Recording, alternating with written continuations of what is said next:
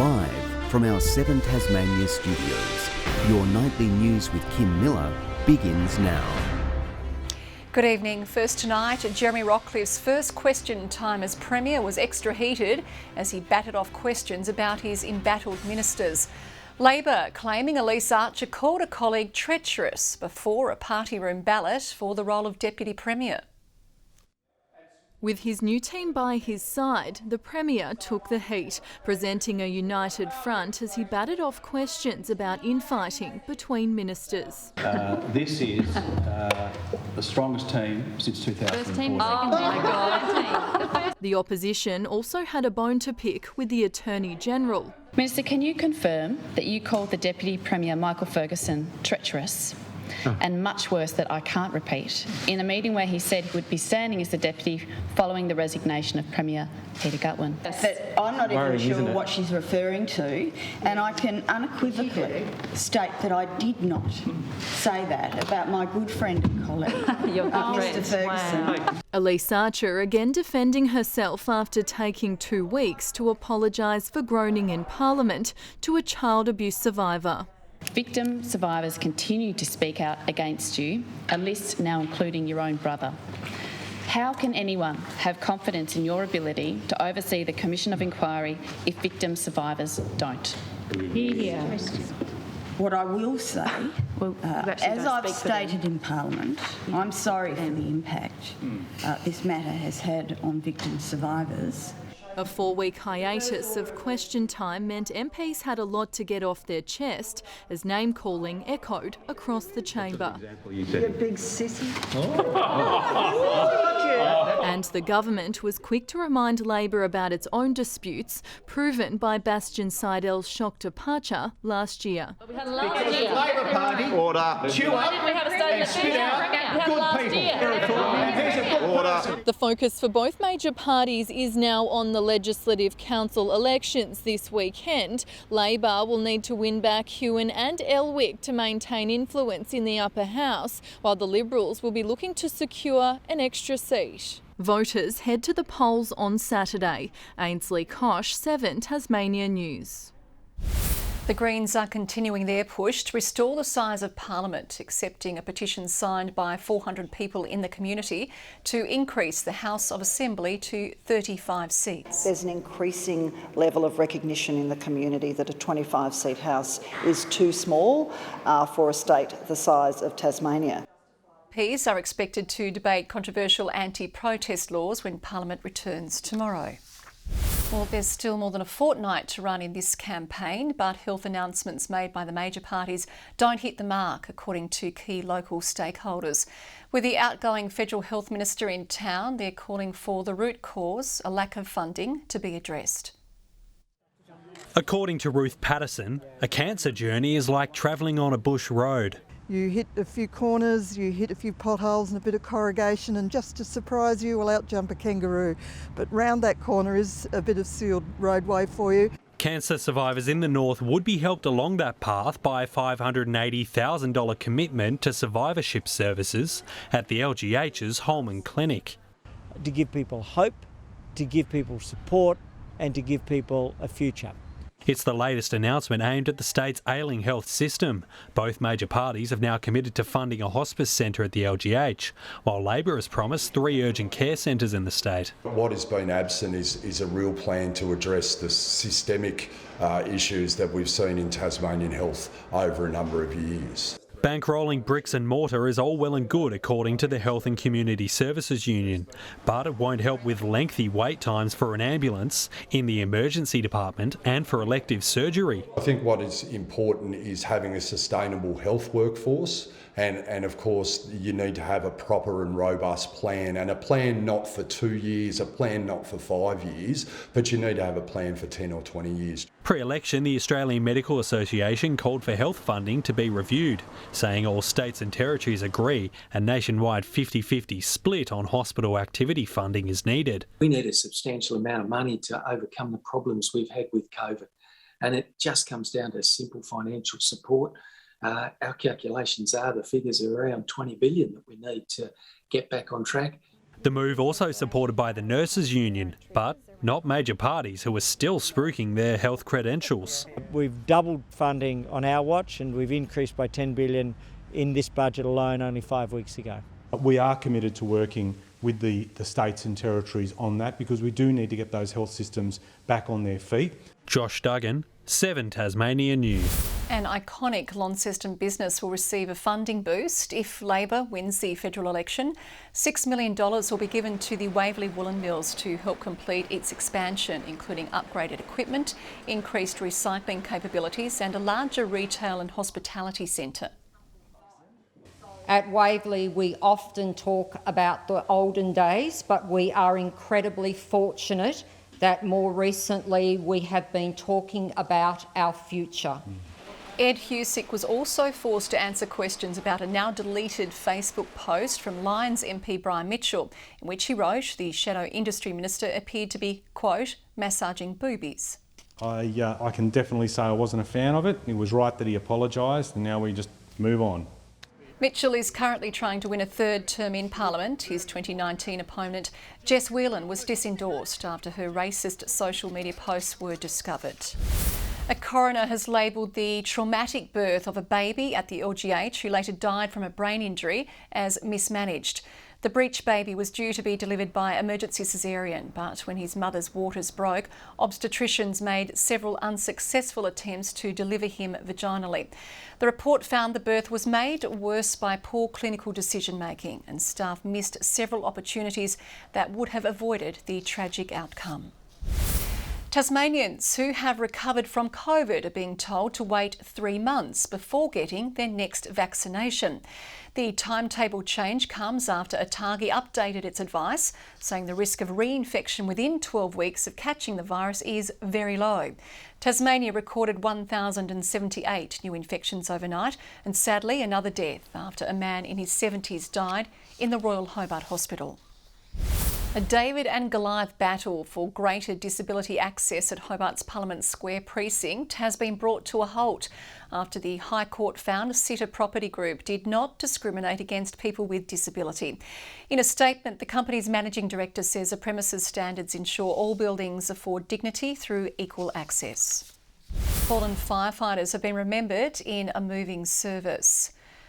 They've gathered to remember those who didn't return home from duty this International Firefighters Day. The event also celebrated the service of current members who've dedicated their time to protecting the state. They joined hundreds of brigades across the country, paying their respects and observing a minute's silence.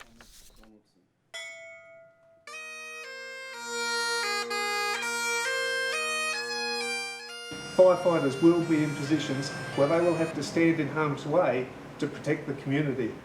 And today's about remembering those who did that and unfortunately paid the ultimate sacrifice. Emotions ran high as wreaths were laid to honour the fallen. A man whose life changed forever while climbing Tasmania's totem pole is now preparing for one of his biggest physical challenges yet. Paul Pritchard and 5 others are aiming to be the first all-abilities team to walk hundreds of kilometres across an iconic Australian trail. From being told he may never walk or speak again, Paul Pritchard continues to defy the odds. I feel incredibly privileged to be here, and constant getting better and a lot of work. I mean, like a huge amount of work. A climbing accident left him with a brain injury more than 20 years ago, but he's determined not to be defined by it, joining forces with an all-abilities team to complete a record-breaking physical triumph. The Larapinta Trail goes for 232 kilometres west from Alice Springs along the kind of crest of the Chiricha or West MacDonnell Ranges. Fellow Tasmanian Paul Allen, who also lives with a brain injury, is among the group who will travel to the Northern Territory in July. It'd be nice to see the area. I've never seen it. It's quite fascinating. And I mentioned it to Paul as well, and he was very excited by it, and basically it went from there. A fundraiser has been launched to help document the challenge with a hope to share the story far and wide.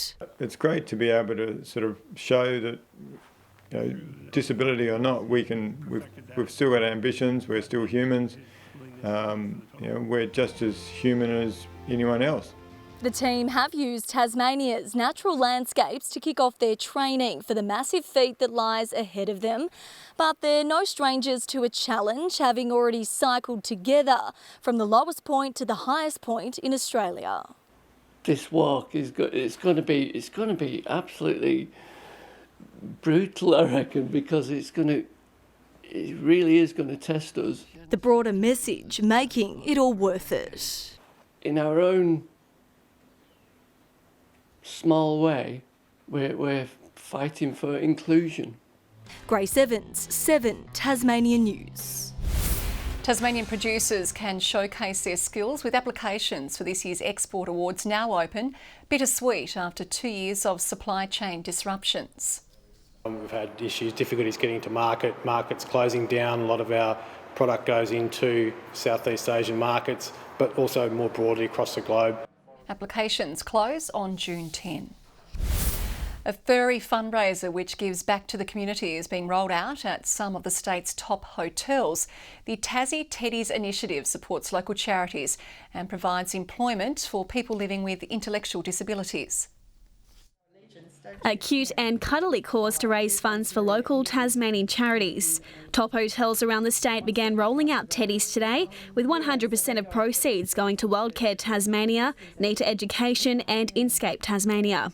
And in working with those organisations, we've developed an opportunity where our guests can actually purchase either Safi the Devil at Sapphire, Henry the Fairy Penguin at Henry Jones, or Mac the Tassie Tiger at Mac 1.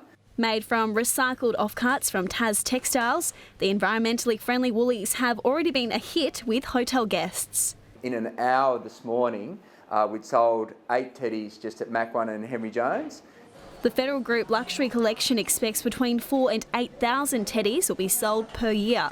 Handmade in Hobart, each plush toy incorporates 250 grams of recyclable material. It's going to increase opportunities for our employees here who have intellectual disabilities. It's improving their skill levels, and it's a fantastic opportunity for us to be able to showcase what we do here. Sewing, stuffing and supporting local not-for-profits, Tas Teddies will give back in more ways than one. The volunteers are so appreciative to receive all forms of philanthropy, particularly from organisations that are providing an easy way for people to contribute. Tourists and locals can get behind the furry-friendly cause by purchasing the knitted novelties from any of the 3 hotels. Each teddy is $40, so it's a bargain.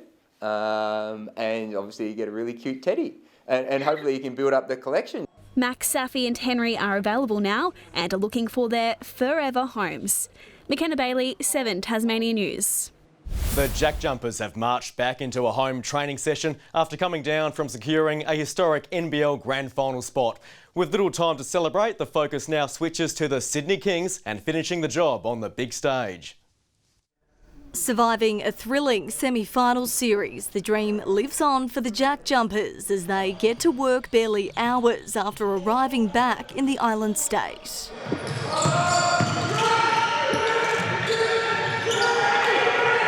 Nothing changes. It certainly shouldn't feel any different to what it felt like when we were 2-6 or the first day of pre-season, and it doesn't. So we're just going to keep rolling with it and see where it takes us. There's little time in the lead up to Game 1 of the last hurdle, with the boys in green making the journey to Sydney tomorrow morning. And I don't think I've ever been part of a group like this before, where everyone just enjoys each other's company and it makes us play incredibly hard for each other and incredibly hard for the coach.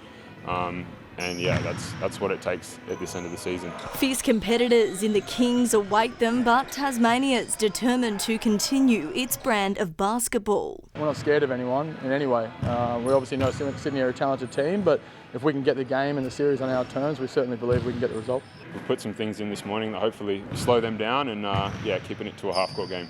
Even mechanical issues mid-flight home yesterday weren't enough to shake up the group. Difficult challenge, but stuff out of control we can't control. We just got to move on, and the guys came in here today really focused, looking to get after it. Aurora will return to MyState Bank Arena on Sunday, where thousands of Ants fans are expected to fill the stands for Game 2. Morning I got a coffee, and the people at the coffee shop were saying congratulations and just wishing us the best, and I think that's a statewide thing. Everyone's proud, we're proud, but we also feel like the job's not finished. As the underdogs continue to shock the NBL world, time is now ticking to see if the inaugural side can continue the upset. Grace Evans, 7 Tasmanian News. As debate rages over Tasmania's entry into the AFL, Geelong's coach Chris Scott is joining the growing list of those convinced. He says the state's football history is enough reason alone to give Tasmania the green light. They put some challenges in front of the Tasmanian cohort and they just keep knocking them off. So I think probably the better question is, why not? And I haven't heard one reason why it wouldn't work. Pressure is building on the league to act following the lightning-fast success of the Jack Jumpers. Somerset's Kyron Bacon is leading the E1 category after the Australian 4-day Enduro's opening session in Eastern Victoria. The 4 days described as the country's most gruelling Enduro competition, meaning the bikes need plenty of maintenance. First time changing tyres today too, so I wasn't really sure how I was going to go at that. Bacon is the only Tasmanian competing in the event, which covered 180 kilometres on day one. Good evening. Being Kim Miller's birthday today, 50 by the way. She's asked us all to wear our best party tie for tonight's festivities. I'm getting very thirsty just looking at myself. Flinders Island our high today with 18 degrees, Hobart 14, Launceston and Devonport 15 and Burnie 16. St Helens recorded 17, Friendly Beaches 16 today, King Island and Low Head 15, Grove and Ooze 14 and Strawn a high of 13 degrees. Extensive cloud did move over the state today. Queenstown recorded 40 millimetres of rain in the 24 hours to 9 a.m. while in the following 6 hours the highest reading was 7 millimetres at Strawn. The cloud band over our region stretches back to east and south Australia. A cold pool of air drives over the Bight, an elevated cloud band from central WA to South Australia, and convective cloud over the eastern states and top end. Plenty to look at. A low develops on the front east of Flinders Island tomorrow as a high slides over the Bight, a trough along the Queensland ranges into northern New South Wales. South to southwesterly winds 10 to 15 knots, increasing to 25 knots south-southeasterly later, swells to 3.5 metres. Strong wind warning for waters between Cape Portland and Low Rocky Point. We have a warning to sheep graziers in the Midlands, East Coast and South East, a flood watch for river catchments in the eastern half of Tasmania. Tomorrow for Hobart, just 14, showers and heavy falls. 14 for Cygnet, New Norfolk, showers increasing, 14 as well. Launceston a top of 15 with showers increasing. Devonport the same, 13 the high for Campbelltown. Burnie expecting wet weather as well, showers and 15, 15 for Strawn, a shower or two for Smithton and 15 degrees. And 15 continues along the east coast for St Helens. Swansea, a possible heavy fall or two and 14 degrees and 13 for Fingal. On Friday, rain with possible heavy falls in the south and east, along with a thunderstorm. A windy start to the weekend with showers contracting to the west and south in the evening. And on Sunday, fine and partly cloudy, apart from a shower over the west and south. Sunny and 22 in Perth tomorrow, showery over Adelaide and Melbourne, showers increasing for Sydney and Brisbane, but sunny further north over Cairns and Darwin. Currently we have cloudy conditions, 11 in Hobart, 12 in Launceston, cloudy in Devonport, 11 degrees. And a biggie happy birthday to you, Kim. I've got my beer tie on, so I'm ready for tonight. And what about that husband of yours, Peter? He's gone all out, hasn't he? Look at that lovely set of earrings he's bought you. I've never seen cubic zirconia shine so brightly. I'm leaving that alone.